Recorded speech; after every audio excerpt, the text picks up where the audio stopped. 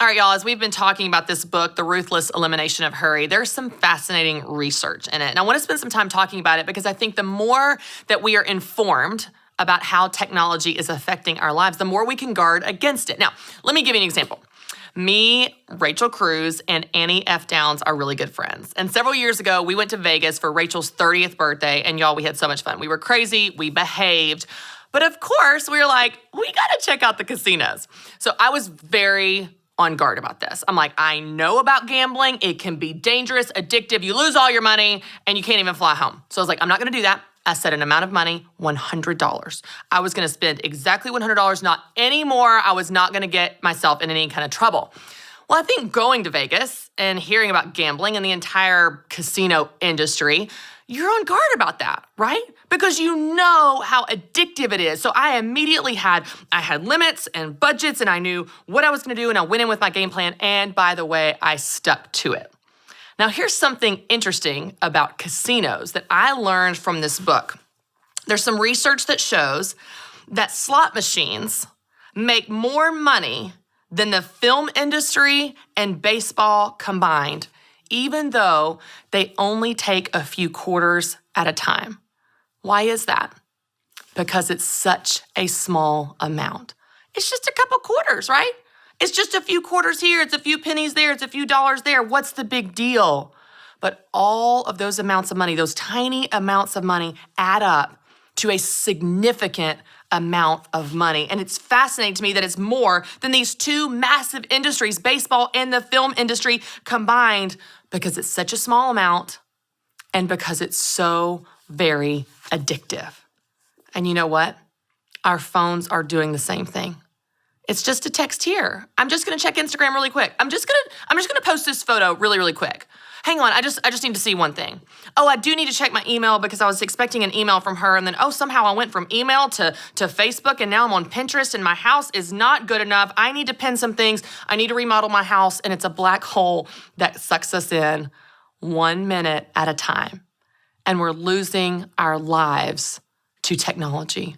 We're losing our lives to apps and screens, and we're missing the moments that are in front of us, not because we really love that thing. I would never look at you and tell you, oh my gosh, the most important thing in my life is this phone.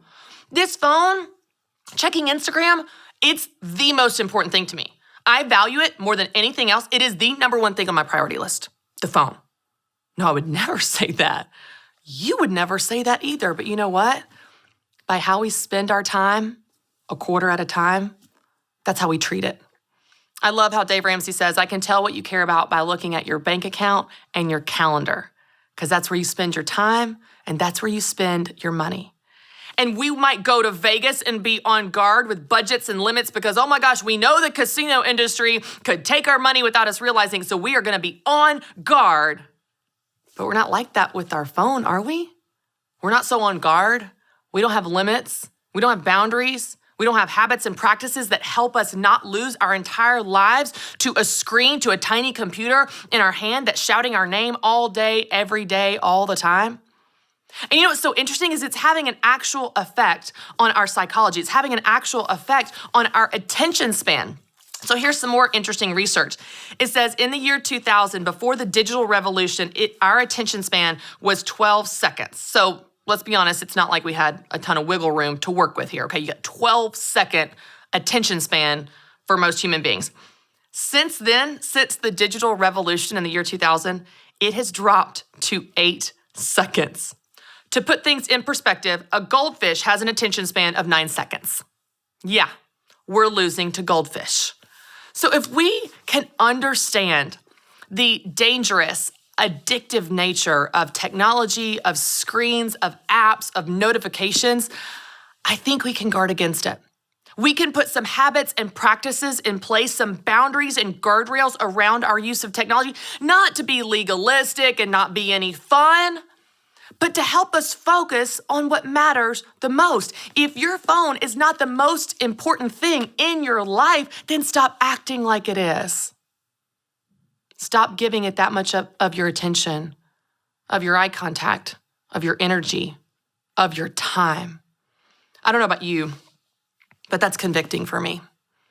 This is a struggle for me, like it is for you, like it is for all of us. I'm not exempt from this, and I work really hard to put some guardrails in my life to help me focus on what actually matters the most, like my children, like whoever I'm talking to that's right in front of me, for me to look up and make eye contact and be present for the people that matter the most. Let me give you one simple thing that I have done to help me manage my screen time. Okay, this is one thing that works for me. It's not that you have to do this, but it's an example of a boundary. It's an example of putting structures in place to help you be successful at what you want to actually focus on.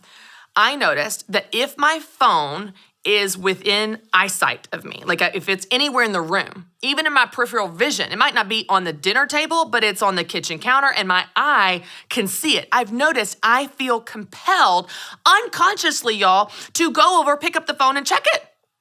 It did not ring. It did not vibrate. It did not jump into my hands.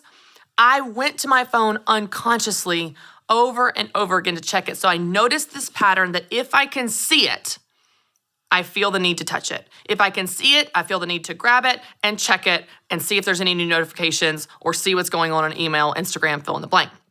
So I was like, I've got to get out of eyesight. If it's out of sight, it's out of mind, literally. So for me, one of the things that I do is I've realized when I come home from work from 5:30 when I get home until 7:30 when my kids go to bed, I don't want them to see their mom on their phone, ever. I don't want my children to remember their mom on their phone for their waking hours. I want to be with my kids. I want to be present, playing with them, having dinner, bath, scavenger hunt, walks around the neighborhood, whatever. So I bought a box. It's literally just probably like a pen holder from Target. I put it in the corner of the room where I can't see it. And every day when I walk in the door, I put my phone in this box. That's the box that represents to me, you're switching gears to focus on what matters the most. When I feel inclined to go to the box and get the phone, I have this check of, is whatever you're about to do more important than your children in front of your face? Is whatever you're about to do so important that you want to create a memory in your child's mind of you on your phone looking at a screen? Is it that important? Y'all, it's just a simple practice that helps me be on guard. It's a simple practice that helps me focus on what actually is most important to me in the hours that are very important from the time that I get home from work until the time that my kids go to bed. After that, I can check my phone. After that, my husband and I might be looking at weather, checking our budgets, connecting on calendars, whatever. But from 5 to 7, 5:30 to 7:30, my phone has a location, and that location is not in my hands. And when it's out of sight, it's out of mind. When it's out of sight, I don't touch it. When it's out of sight, I don't check it. And when it's out of sight, I don't lose my time to it.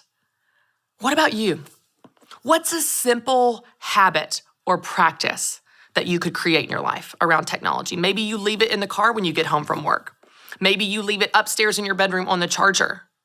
Maybe you give yourself permission to not photograph every single thing your child does. I don't know about you, but as a mom of 3 kids, I just want to capture it all. Well, that's my reason for I need my phone up. Something cute might happen. Might need to take a picture of it. Then what do? Then I post that picture. Then I'm checking the likes on that picture, and down I go in the rabbit hole. What if I just, experience the moment in real time, not through a screen, not capture it? I got no shortage of pictures, y'all, and you do too. We've got tens of thousands of pictures on our phone. We got plenty of cute pictures of our kids. We have more pictures than we could ever go back in our old age and look at.